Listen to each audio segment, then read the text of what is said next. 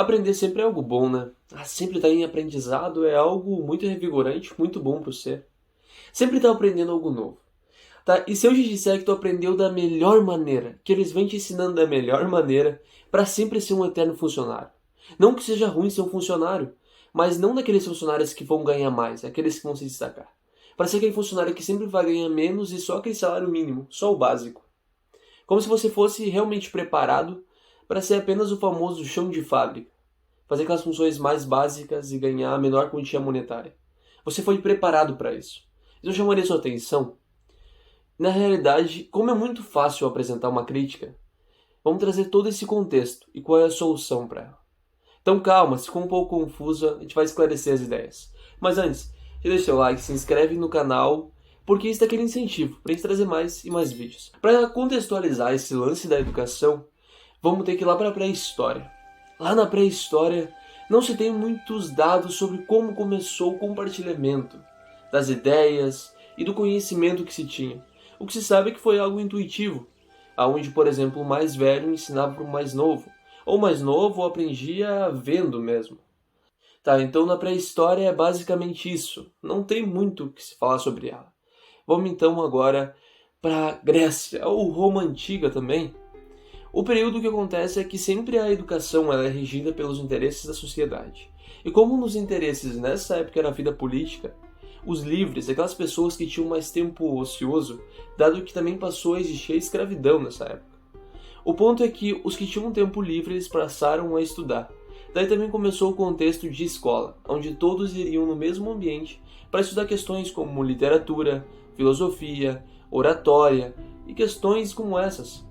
O ponto é que era tudo pensando na vida política que essa pessoa exerceria futuramente. Depois desse contexto a gente vai para a Idade Média. Na Idade Média a questão já é um pouco diferente, dado que na Idade Média a gente tem tudo mudando e não é mais a vida política que importa, e sim agora a questão religiosa. A gente tem um monoteísmo, a Igreja Católica se espalhando pelo mundo, a gente tem as cruzadas, as inquisições, todo esse período, então foi incrementado nos estudos, basicamente que a pessoa tinha de estudar a religião e tudo que era passado pela Igreja Católica. Depois desse período, a educação ela vem mudando mais ainda. E para onde a gente vai agora? A gente vai para o período do Iluminismo e também da Revolução Francesa. Sabe que nesse período do Iluminismo da Revolução Francesa, não era mais um deus ou a religião que estava no centro. Começou a mudar mais para um ser racional. Basicamente, isso também foi um dos argumentos na Revolução Francesa, como fraternidade, liberdade e igualdade.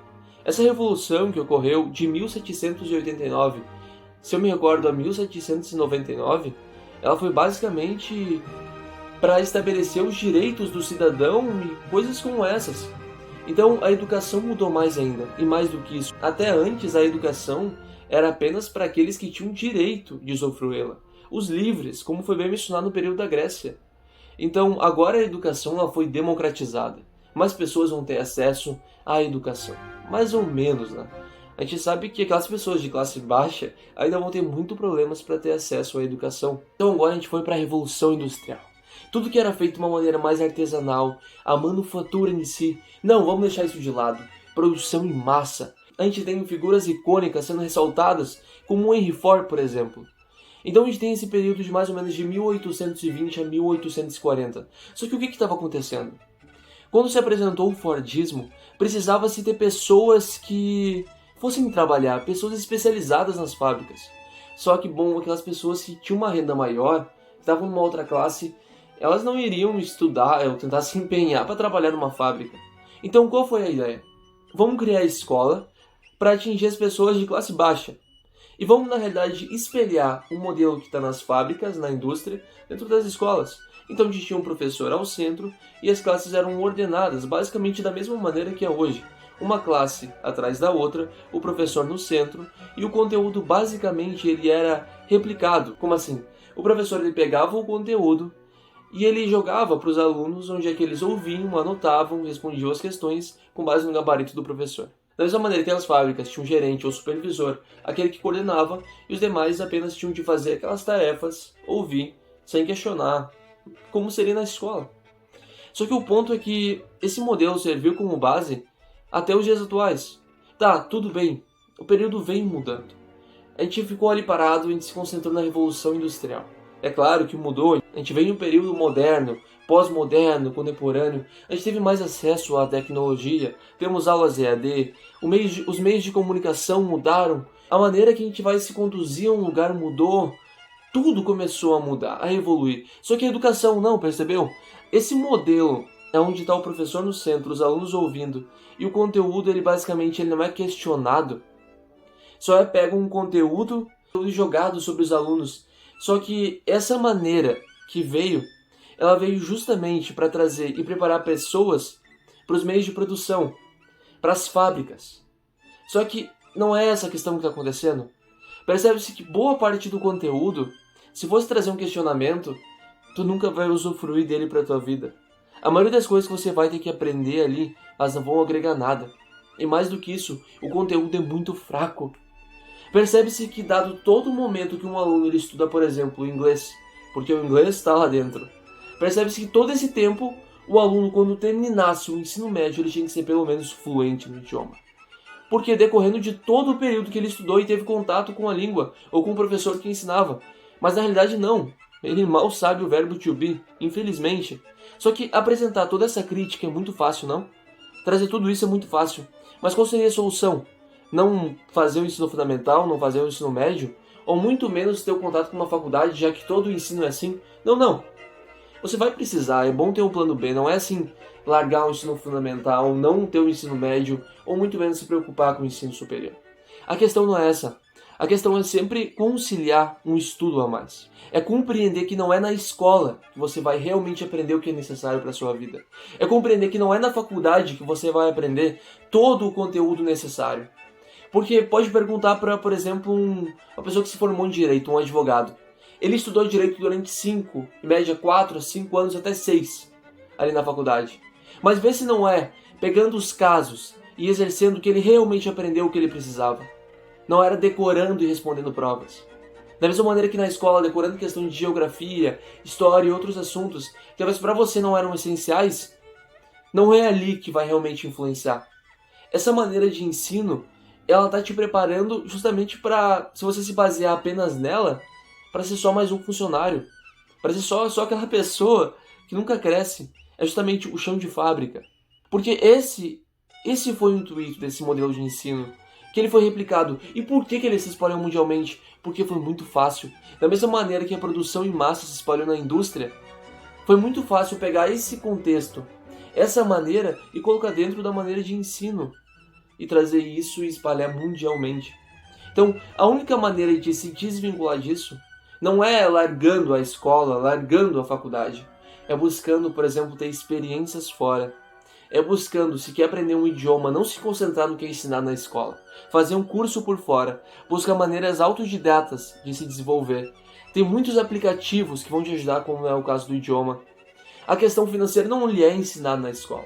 Boa parte do que você vai precisar aprender. Então, na escola, ele é ensinado questões de história, filosofia, geografia, ciências e outras tantas. Mas não é nem ensinado como administrar o seu primeiro salário, já que boa parte dos alunos vão ser aprendizes ou estagiários no primeiro trabalho.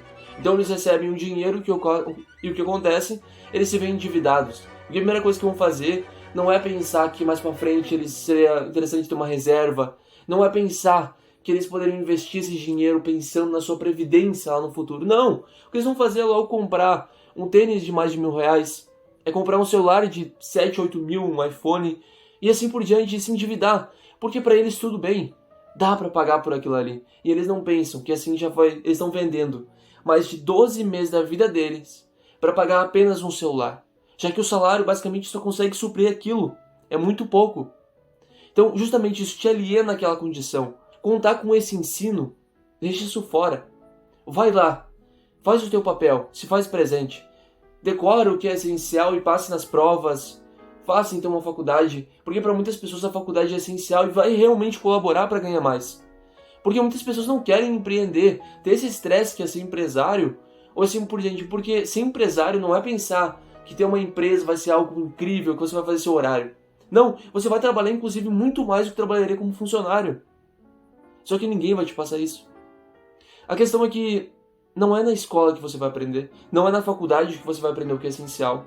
É sim tendo experiências, fazendo estágios fora, tendo contato com a área, maneira autodidata, cursos, buscando conteúdo na internet, fazendo especializações e assim por diante. E aí sim você vai conseguir sair dessa condição que vai te deixar para sempre, e não é nem na mediocridade, porque você vai ficar abaixo da média. Você sempre vai ficar ali naquela condição. Sempre. Porque é para isso que você é preparado. E não adianta criticar porque o ensino público é ruim, porque o ensino privado não muda tanto não. Eu sei porque eu já tive experiência. Eu já tive uma escola pública, já tive uma escola privada. E ambas não tiveram tanta diferença no ensino, na maneira de ensinar e no conteúdo que lhe era trazido. Entende? Muda o ambiente em si, mas o conteúdo que vai chegar para você é basicamente o mesmo. Então é isso que você tem que se conscientizar e compreender. Vai lá, estuda o que é preciso na escola, mas o conteúdo que você realmente vai precisar, você vai aprender fora. Isso tem que ter em mente. Então parar de vitimizar e colocar que a culpa é da escola, que a culpa é do ensino que chega para você, que a culpa é de todo esse âmbito. Porque na realidade, o que você realmente precisa aprender vai depender de você. Porque se só se basear nisso, você sempre vai ser a pessoa do queria. Sempre vai ser aquela pessoa do queria. Que queria ter uma casa melhor, que queria ter um carro melhor, que queria ganhar mais. E nunca vai trazer o verbo no presente, que é o ganhar, o ter, porque isso depende de fazer mais, de buscar mais e buscar por fora. Eu espero ter agregado mais valor ao seu tempo, que esse conteúdo realmente tenha te ajudado a compreender mais sobre esse modelo de ensino. E é isso, até o próximo.